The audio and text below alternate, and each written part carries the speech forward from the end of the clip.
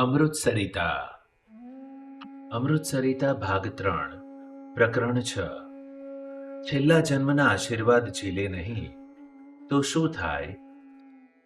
તેને એમ કહ્યું કે મેં તને આશીર્વાદ આપ્યા કે હું તને લઈ જઈશ, તો મારું એમ કહેવું છે, ભલે આપણે ગમે ત્યાં જઈએ, નિશ્ચય પાકો થઈ જવો જોઈએ. આપણને કેવા ગુરુ મળ્યા! ઈશ્વરચરણદાસ સ્વામી જેવા, વૃંદાવનદાસ સ્વામી જેવા, નિર્ગુણદાસજી સ્વામી જેવા, મુનિ સ્વામી જેવા, અને સફેદ વસ્ત્રોમાં સોમચંદભાઈ, લક્ષ્મીરામભાઈ, દેવરાજભાઈ, પર્વતભાઈ, આ બધા મુક્તો નહોતા? વિચારો, આ બધા મુક્તોમાં ઐશ્વર્ય સહેજે જ દેખાય, પણ મહારાજે ઢાંકી એટલા માટે રાખ્યું કે એમને ભગવાન માનતો ન થઈ જાય.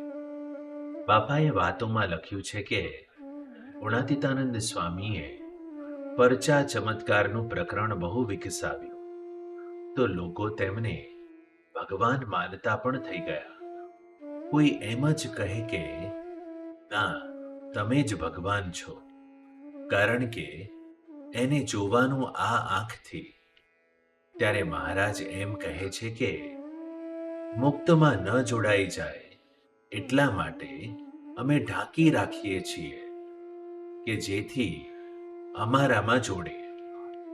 જો કોઈ પોતાનામાં જોડે તો એને બાપાએ મહાપાપી કહ્યો, કારણ કે ઘણાનું બગડે કે નહીં? એક જીવનું બગડે તો એ પાપ કેટલું બધું લાગે, તો આ તો કેટલાયનું બગાડી નાખે.